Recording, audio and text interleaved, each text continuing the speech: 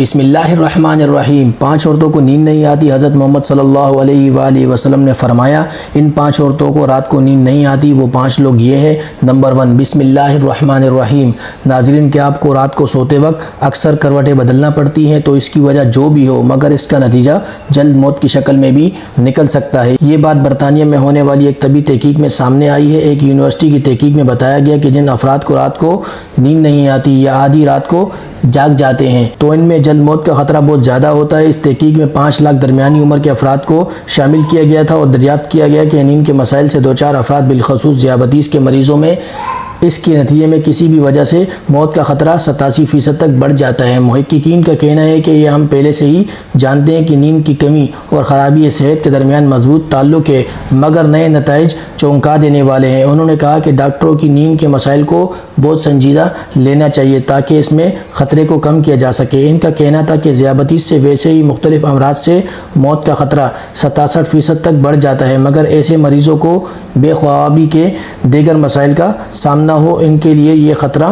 87% تک بڑھ جاتا ہے۔ اس سے قبل 2019 میں کیلیفورنیا یونیورسٹی کی ایک تحقیق میں بتایا گیا تھا کہ محض ایک رات کو کم سونا بھی ذہنی بے چینی، خوف یا اعصابی خلل کا خطرہ 30% تک بڑھ جاتا ہے۔ طبی جریدے جرنل نیچر ہیومن بیہیویئر میں شائع تحقیق میں محققین کا کہنا تھا کہ ہم نے گہری نیند کا ایک نیا فائدہ دریافت کیا ہے جو رات بھر میں دماغی کنیکشن دوبارہ منظم کر کے ذہنی تشویش اور بے چینی کو کم کر دیتا ہے۔ نیند کی کمی سے ذہن بوجھل ہوتا ہے اور مختلف مسائل کا شکار ہو جاتا ہے، جبکہ زیادہ سونا حالت کو بہتر بناتا ہے۔ ناظرین، آئیے اب بات کرتے ہیں ان عورتوں کے بارے میں جن کو رات کو نیند نہیں آتی۔ حضرت محمد صلی اللہ علیہ وآلہ وسلم نے فرمایا 5 عورتوں کو رات کو نیند نہیں آتی۔ وہ 5 عورتیں کون سی ہیں؟ جاننے کے لیے ویڈیو کو مکمل ضرور دیکھیے گا۔ ناظرین، آئیے جانتے ہیں ایسی 5 عورتوں کے بارے میں جنہیں نیند نہیں آتی۔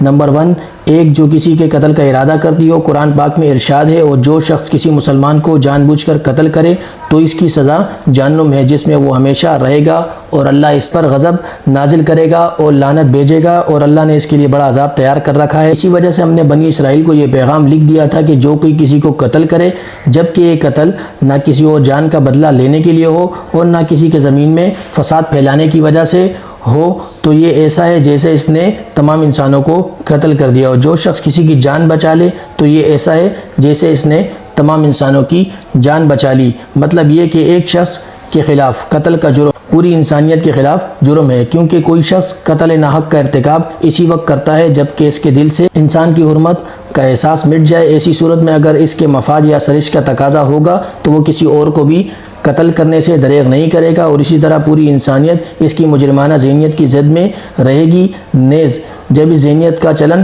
عام ہو جائے تو تمام انسان غیر محفوظ ہو جاتے ہیں۔ لہٰذا قتل ناحق کا ارتکاب چاہے کسی کے خلاف کیا گیا ہو اور چاہے وہ مرد ہو یا عورت، تمام انسانوں کو یہ سمجھنا چاہیے کہ یہ جرم ہم سب کے خلاف کیا گیا ہے۔ نمبر 2، جس کے پاس مال و دولت ہو اور اسے کسی پر بھروسہ نہ ہو۔ ناظرین، اکثر عورتوں میں یہ بخیل پن پایا جاتا ہے، یا تو کسی پر بھروسہ کر لیتی ہے اور بیوقوف بن جاتی ہے، لیکن جب اسے کہیں پر بھروسہ کرنا پڑ بھی جائے تو وہ وہاں بھی اپنی بیوقوفی دکھاتے ہوئے ناسمجھی کا مظاہرہ کرتی ہیں جو اسے بہت نقصان پہنچا جاتا ہے۔ ناظرین کرام، مرد ہو یا عورت، تاریخ کے ہر دور میں ایک سے بڑھ کر ایک دولت مند کرۂ ارض پر نمودار ہوا اور گردش ماہ و سال کے بعد مٹی کا ڈھیر بن گیا۔ اس کے باوجود حضرت انسان سمجھنے کے لیے تیار ہی نہیں۔ دولت کے انبار پانے کے بعد صرف اولیاء اور پیغمبر ہی استقامت پر کھڑے نظر آئے، ورنہ زیادہ تر دولت نے انسان کا دماغ خراب کیا اور انسان غرور کا شکار ہوا،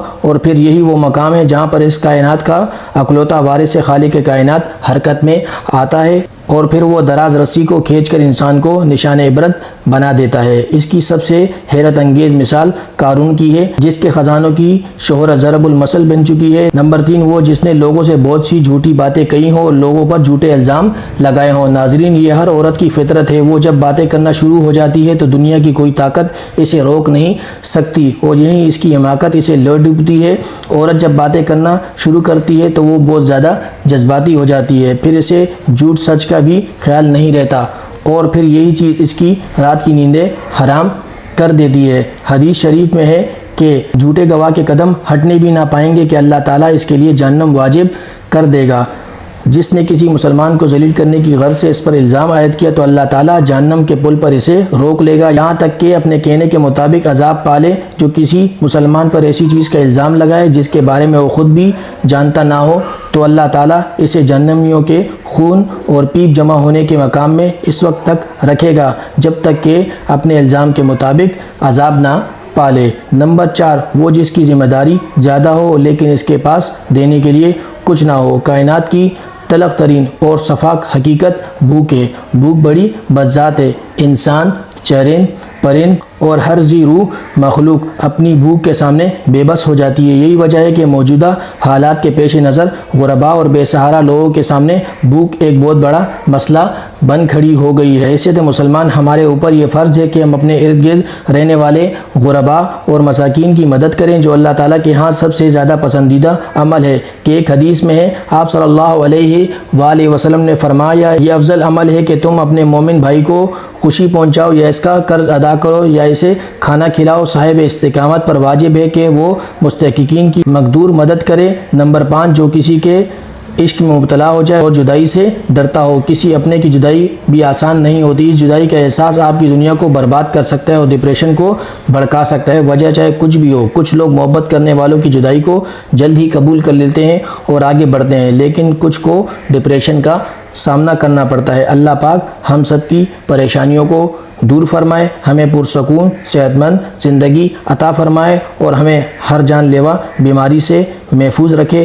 آمین ثم آمین یا رب العالمین۔ ناظرین کرام، کمنٹ باکس میں اللہ تعالیٰ کے 99 ناموں میں سے ایک نام ضرور ٹائپ کیجیے گا۔ اگر آپ لوگوں کو ویڈیو اچھی لگی ہے تو آپ لوگوں نے اچھے کمنٹ کرنے ہیں۔ آپ لوگوں کو کس طرح کی ویڈیوز اچھی لگتی ہے وہ بھی آپ لوگوں نے ہمیں بتانا ہے اور مجھے اس ویڈیو سے اجازت دیجیے گا۔ ملتے ہیں اگلی ویڈیوز کے اندر۔ السلام علیکم۔